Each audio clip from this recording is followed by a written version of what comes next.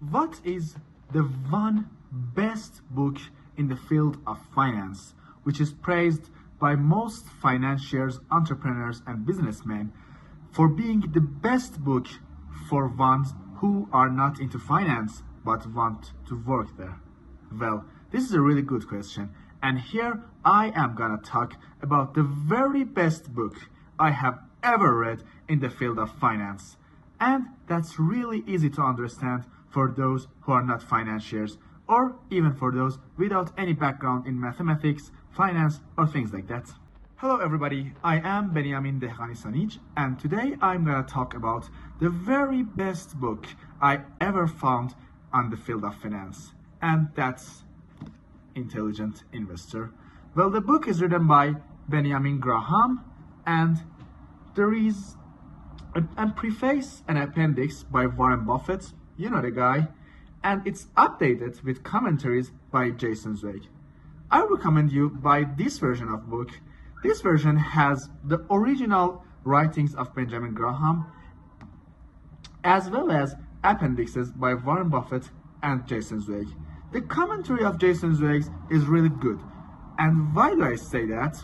The reason is that Graham's writings is something about like 1950-ish, and you may be able to understand that, but the context is a little bit different from what is currently in the world of finance. So by reading the commentary of Jason Zweig, you will completely understand what does Benjamin Graham mean for the context of today, and how can we apply that teachings to today's world of finance. This book covers many different topics and important things in the world of investing. Let me read a little bit from the title of chapters.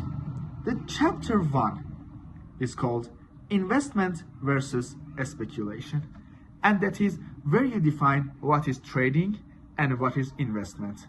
You can completely find out what are these two mediums and which one to choose and how to work with each one. And the second chapter is the investor and inflation. It talks about inflation. How can you beat inflation?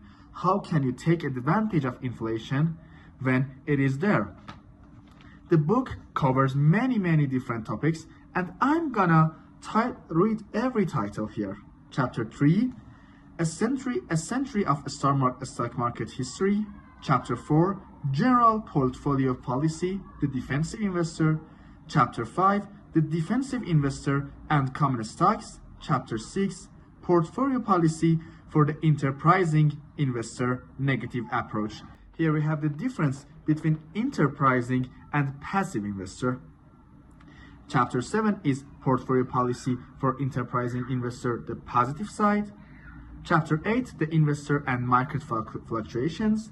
Chapter 9, Investing in Investment Funds. Chapter 10, The Investor and His Advisors. Chapter 11, Security Analysis for the Lay Investor, General Approach. Chapter 12, Things to Consider about Per Share Earnings. Chapter 13, A Comparison of 4 Listed Companies. Here, Benjamin Graham looks at 4 different listing companies, which are really good reading materials for those who want to start with security analysis. The next chapter, chapter 14, is stock selection for the defensive investor or passive investor who don't want to really get engaged with what is the prices, what are the candles, what will be the price in 6 months, and things like that. Chapter 15, stock selection for the enterprising investor. And chapter 16, convertible issues and warrants. This is some kind of more of a complex topic than other topics. Chapter 17, 4 extremely instructive case histories. Chapter 18, a comparison of 8 pairs of companies. You can see that Benjamin Graham wants to take all the teachings from a theoretical view to a practical view and giving it a test. Chapter 19, shareholders and management, dividend policy, and chapter 20, which Warren Buffett thinks is the best chapter or one of the best chapters and most important chapters in this book, margin of safety, as a central concept of investment? Well, let's talk a little bit more about how Warren Buffett thinks about this book. Warren Buffett thinks that the most important thing in investment is not about the science of investment, but it is more something mentally.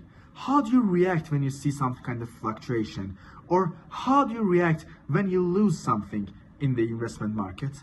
So, at the preface of the 4th edition here by Warren Buffett, he mentions that he thinks that chapter 8th chapter and 20th chapter are the most important chapters in this book.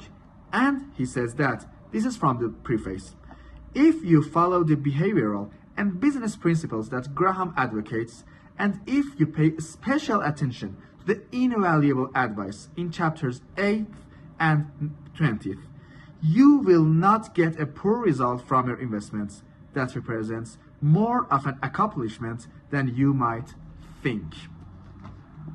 Okay, this is about how Warren Buffett thinks about this book. And finally, my review on this book. Well, if I want to say in a nutshell, this book covers the most basic concepts in finance which are needed to invest soundly.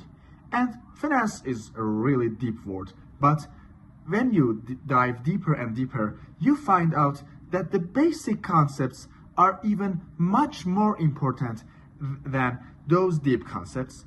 For those of you who want a book who teaches you the most important concepts and the most basic concepts of finance with a completely simple language, I completely recommend you this book, because I think if you are starting your journey in finance, the first book you should ever read is this one.